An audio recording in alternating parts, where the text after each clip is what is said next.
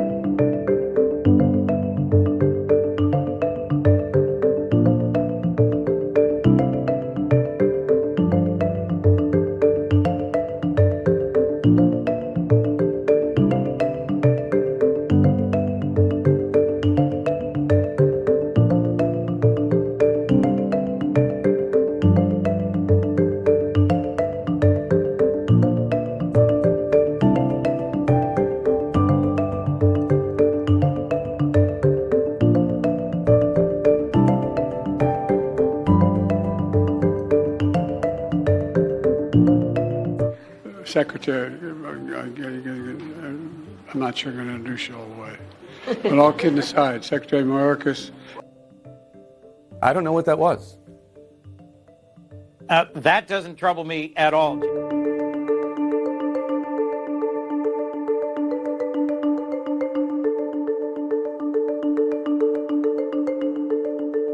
Joe Biden, two things, is the strongest, most accomplished president we've had in my lifetime.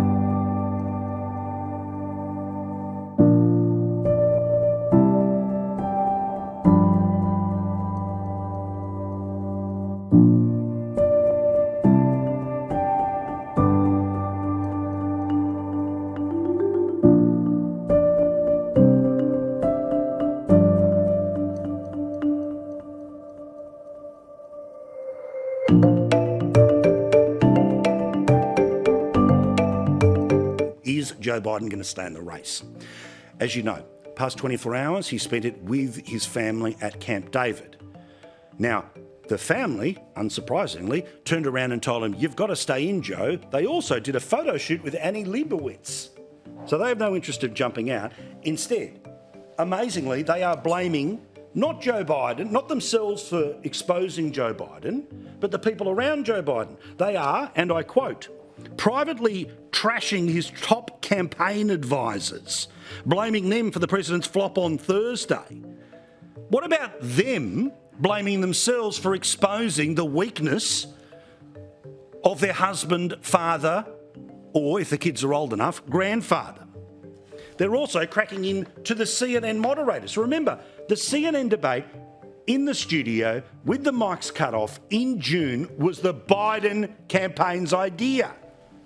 Additionally, Biden's campaign staff are getting angry at CNN about how the debate was run, according to several people familiar with the conversations. Their complaints were lengthy, including that the moderators should have fact-checked Trump more often, that Biden was not told which camera he'd be on when not speaking, and that the makeup staff appeared to make him too pale. This is pathological gaslighting. And all of his problems will not get better. He will only get older, he will only get weaker, because that happens to all of us. You have seen people in the prime of their life go in with jet black hair, and after 4 or 8 years of the presidency, it's grey. So imagine what it does to a bloke who will be beyond his mid-80s should he get another 4 years in the job. But unbelievably, all of the people who are afraid of upsetting the Biden family are all coming out now publicly and saying nothing to see here. Don't believe your lying eyes. He wasn't sick, he wasn't frail. The makeup was the problem. There are, of course, many members of the media who often think of themselves too much as participants rather than commentators, but still, a broken clock can be right twice a day.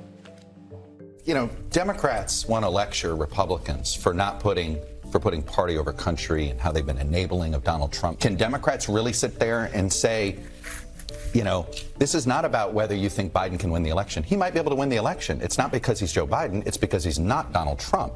The real issue is he telling the truth about whether he can serve a full 4 years? And again, part of the nonsense is, oh, the polls, you know, our internal polls are much better than everything else that's being said publicly. Well, as you know, follow the data. More than 70% of people say that he should not drop out of the race. Why? Because they watched what 80 million people watched the other day. 72% of people, basically a full 10-point increase, say he should jump out of the race. His family, whose entire business model is, of course, selling access to dad, the entire Democratic establishment, who just thinks because he's not Donald Trump he'll win, is willing to continue their lie and prop up this bloke. Whether it works or not, we'll all find out together, but it is pretty ridiculous.